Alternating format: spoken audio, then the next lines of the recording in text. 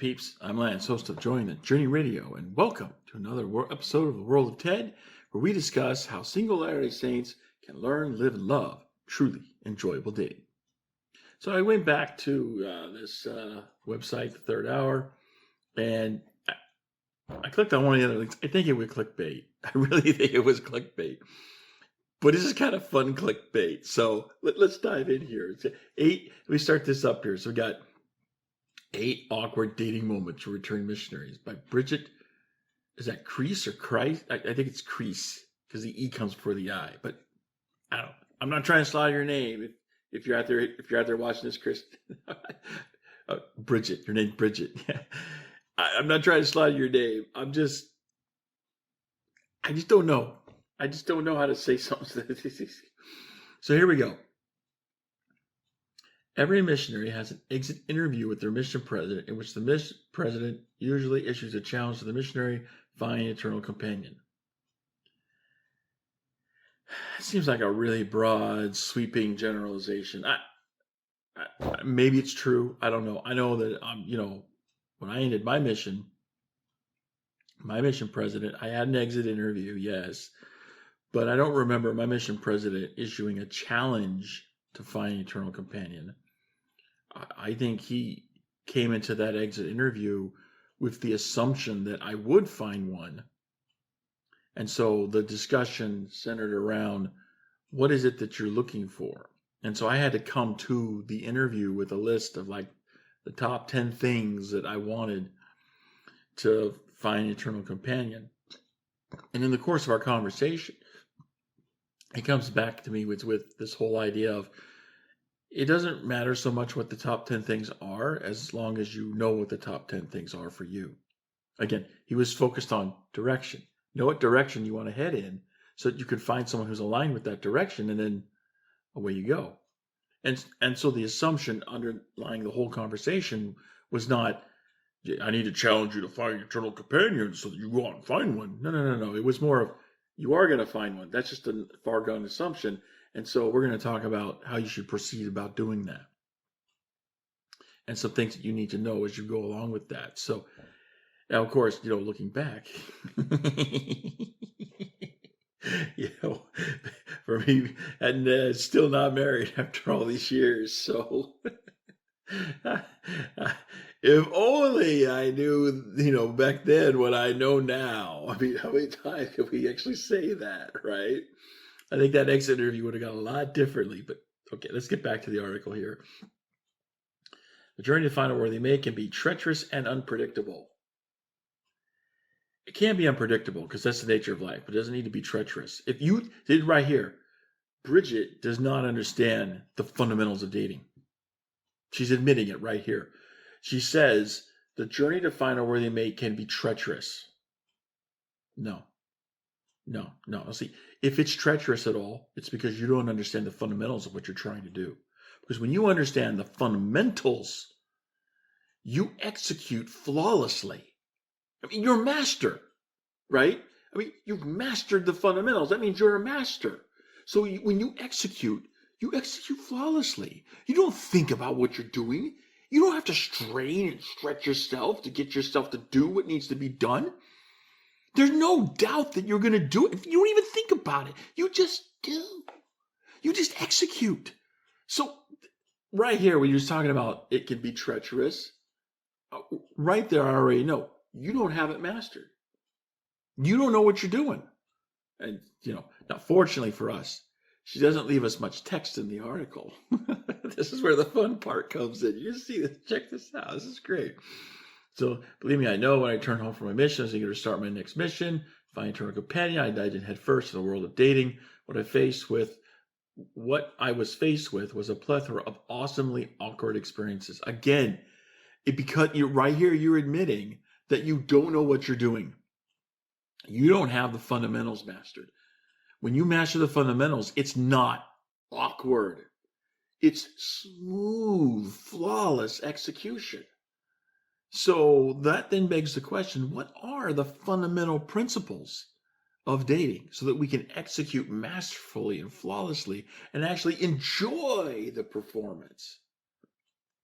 That's what this series is about. Now, full disclosure, I actually have written a book about it, and I gave a fireside presentation about it. So check that out. It's sitting there for free for you to look at up there on the Join the Journey Radio YouTube channel. You can find a link to it in the website. You can find links to the book on the website. So, if you want to help, pay the bills, buy my book. But when you master the fundamentals, then you just do. There's no awkwardness about it at all. Below is a list of 8 awkward dating moments that occur for recently returned missionaries. So here's where the text actually stops and the fun actually begins, because it's just a bunch of like gifs that you would see in a meme, right? So here's the first one. First date after the mission. Yeah. Well, I mean, it's kind of funny to look at.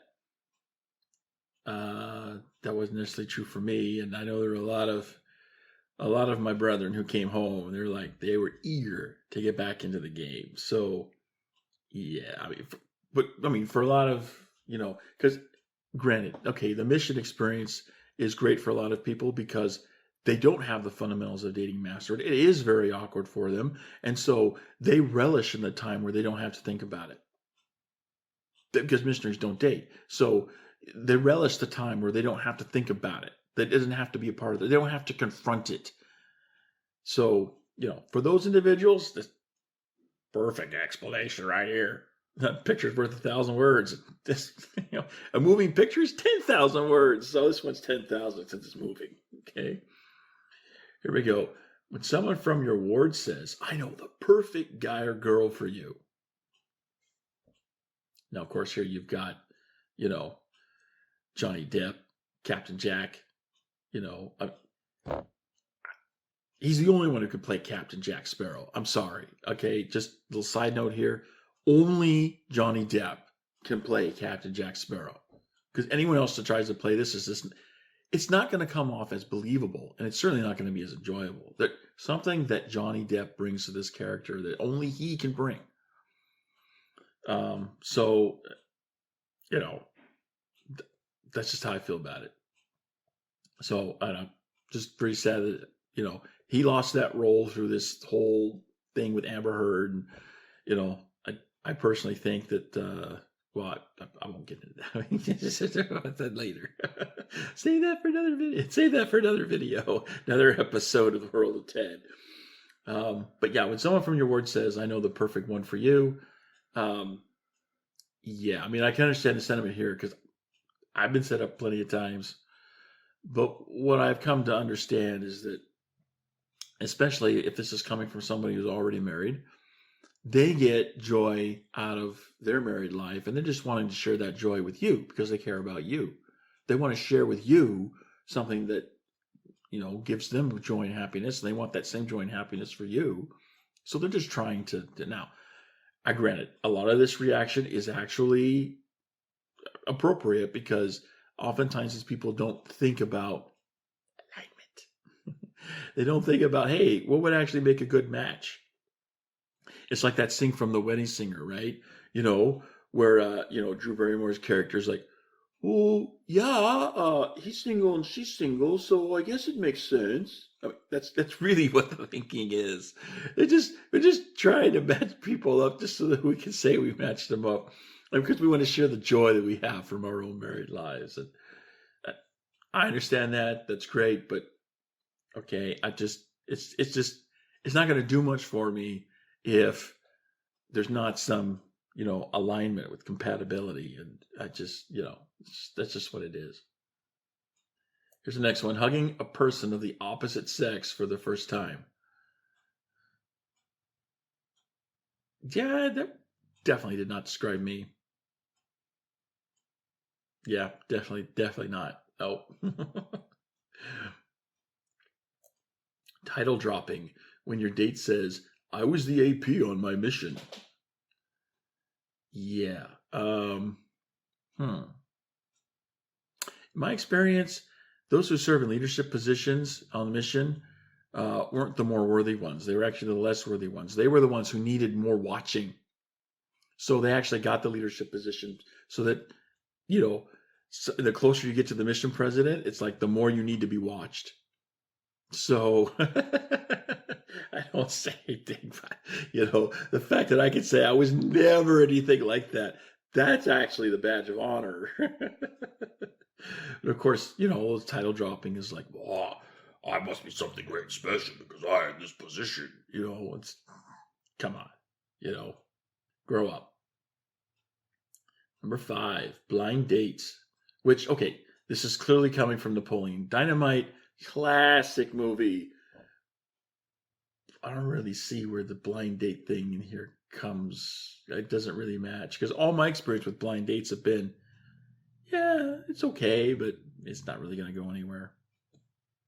So this scene from Napoleon Dynamite where they're clicking with each other, yeah, that never been my experience with the blind date. But hey, what do I know? Maybe I'm the exception, not the rule, right?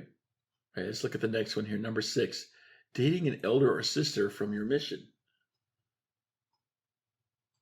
I can't really comment on this one because I never dated anyone from my mission.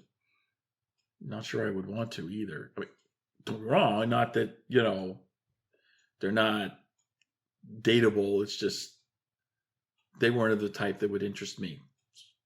Let's put it that way. Okay. Let's see what we got here. Next, we got number 7. What your date thinks when you can't stop talking about your mission.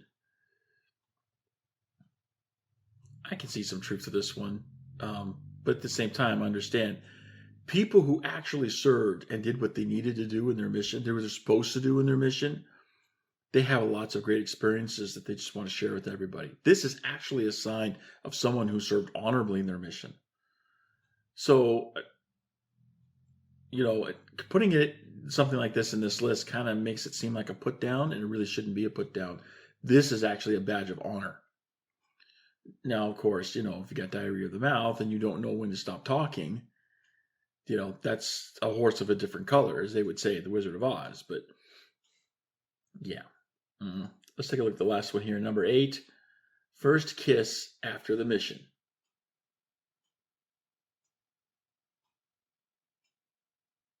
Okay, my first kiss after the mission, nothing like this. Way better. Way better. I give you her name so you could ask her, but we kind of had this little kind of breakup thing, and I just kind of, because there were problems with this chick. Seriously, there were some serious problems with this woman, and I just basically cut her out of my life. So I have no contact information to give you, so you could ask and say, yeah, but there have been others. There have been others, and oh yeah, everyone satisfied. So there's that. So that's basically it. Here's a little bio on the article if you wanted to check that out. Bridget is a newsroom writer at LDS.net. She graduated in April 2015 from that Provo school. Oh, with a communications degree. I love it. Oh my gosh, communications. I mean, in my experience, people that major in communications are just, they don't really know what they want to do with themselves, and they just get the same kind of general degree. That's yeah. But I don't know. Maybe I don't know Bridget, so maybe this was something legitimate for her. I'm not saying. I don't know. Emphasis on public relations. Served Spanish-speaking LDS mission in McAllen, Texas. She's a skilled pianist and expert baker of chocolate chip cookies. I might want to look into that because it sounds like Bridget is still single. So, well, I don't know. The article, take a look at the date here. 2015, 6 years ago. If she's a perfect baker of chocolate chip cookies, I'm going to wager she's still single. I mean, no, actually, I'm going to wager she's not. She's not, because the perfect chocolate chip cookie is going to attract the guy, right? The quickest way to a man's heart is to his stomach. So, yeah, I would say she's not single. Although I don't really know. But I'd still be interested to know, because my sister makes the perfect chocolate chip cookie. So this claim here, the kind of, is contrary to my own personal. I kind of like to have a contest. Put my sister up against against Bridget, see how it fares out. I don't know. We'll see. We'll see what we can do with that. Right? My people call her people. We'll do lunch. Set it up. All right. So there you go, peeps. That's all we have today for this episode of the World of Tet. Please leave your comments down below. Keep the conversation going. Come back next time for another wonderful episode where we explore how to embrace truly enjoyable dating. See you then.